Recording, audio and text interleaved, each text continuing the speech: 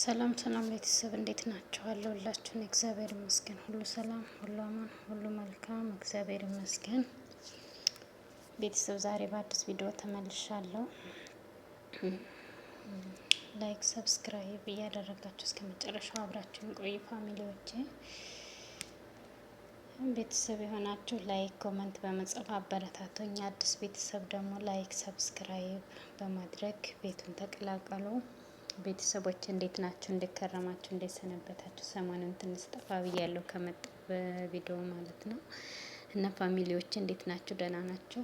እኔ ያለው እግዚአብሔር ይመስገን። እና ወደ ቪዲዮ ስመለስ ያው እኔ ቪዲዮ የምሰራው ታውቁታላችሁ፣ በነሩታ ቪዲዮ ላይ ነው የምሰራው እንደምታውቁኝ ማለት ነው። ያው ሌላ ሀሳብ ትንሽ ሀሳቤን አንጠባርቃለሁ በዛሬው ቪዲዮ ላይ ማለት ነው።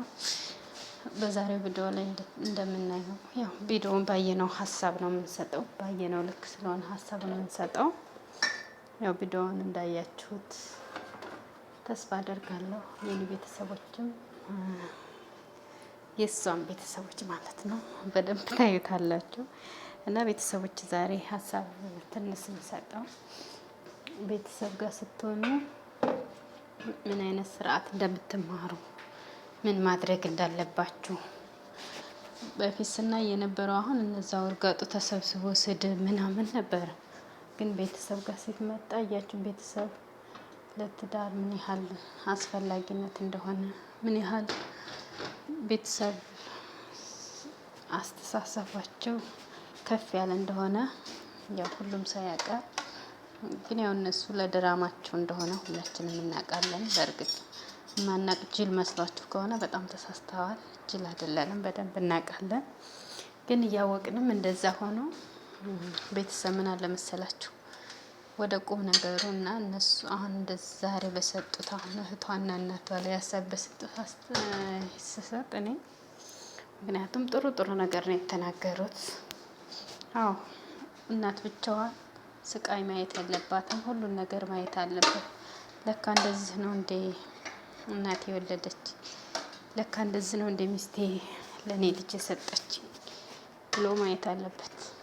ሁሉን ነገር አንድ ሰው ከመጀመሪያው ጀምሮ እስከ መጨረሻው ሳይ ነው ስቃያችሁንም የሆነ ነገራችሁን የሚረዳችሁ።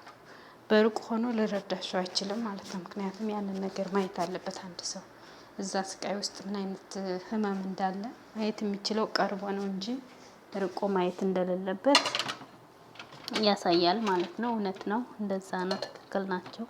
ምክንያቱም አሁን እሷ ወልዳ ሳያየው እሱ ቀርቶ ምናምን የሆነ ለልጁ ራሱ የሆነ ብዙ ፍቅር አይኖረውም። ምክንያቱም ከመጀመሪያው ጀምሮ እናቱ እንዴት ስትሰቃይ እንደነበረ አላያትም። ከመጀመሪያው ወር ጀምሮ ያው እንዳያችሁት እነሱ በጭቅጭቅ ነው የጨረሱት። ያው እነሱ በሚሉት ነው እኛ ሀሳብ አስተያየት የምንሰጠው። እና አሁን ላይ ግን ማየት አለበት የመጀመሪያውን ቢያንስ አሁን መጨረሻ ላይ ያለውን ማየት አለበት። ቢያንስ እሷ እንትን ብላ ወልዳ እንትን ስትል ራሱ ያለውን ስሜት ሁሉም ሰው ማየት አለበት ማለት ነው። እና ቤተሰቦቿ ያው ደስ ይላሉ። እንደዚህ አይነት ቤተሰብ ስላላት እድለኛ ነች። ምክንያቱም እንደዚህ የሚቆጣ ፋሚሊ ሲኖር ደስ ይላል። እንደዚህ የሚያስማማ እንደዚህ ነው፣ ይሄ እንደዚህ ነው። እዛ ደረጃ መድረስ የለብሽም፣ መጀመሪያ ቤተሰብ ማየት አለበት ማለታቸው ትክክል ነው። ያ ነገር ደስ ይላል ማለት ነው። ለእኔ የተሰማኝ እንደዛ ነው። ምክንያቱም ቤተሰብ ቢኖርበት መጀመሪያውም አንድ ነገር ስታደርጉ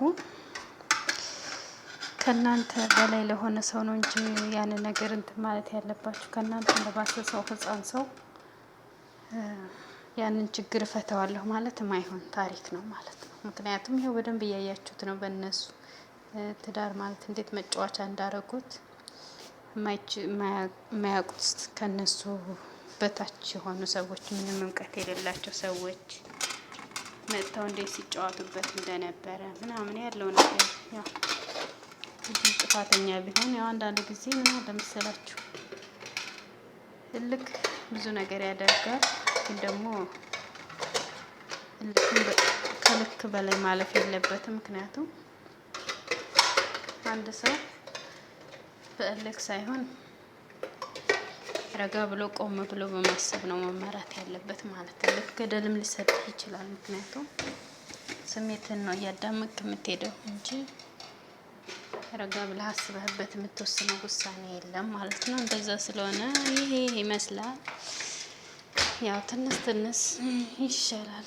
እሷ የምትሰራው ቪዲዮ በጣም ቆንጆ ነው። እሱ ከሚሰራው ከወረደ ከቆሻሻነት ዝሙትነት ማስተማር በደንብ ይሻላል። እሷ በስነ ስርዓት ምናምን እንደዚህ ቢያንስ እንደዚህ ራሱ አይመጥነኝም ብላ ወጥታ ራሱ እንደዚህ እሷ መስራቷ እንደዚህ በቃ አይደል? ያው ሁላችንም እናውቃለን ለዶላር ለእንትን እንደሆነ ሁሉም የስራ ግን ደግሞ ቢሰራ አግባብ ባለው ጥሩ ነገር በሆነ ነገር ቢሰራ ደስ ይላል ማለት ነው። ፋሚሊዎች ያው ስለመጣች ደስ ብሎኛል። እኔ ስላየኋት ያው ሰው ወዳ ይሆን ምናምን ብሎ ተጨንቆ ነበር አብዛኛው ተመልካች። ያው ደህና ናት እሷ። እነዛኞቹም ይጃጃላሉ፣ ግን ያው ወደ እርቁ የሚመጡ ምናምን ነገር ይመስላል ማለት ነው። እንደሚያሳዩን ከሆነ እንዳስተሳሰባቸው የክሱን ጉዳይ ቶሎ ባልተው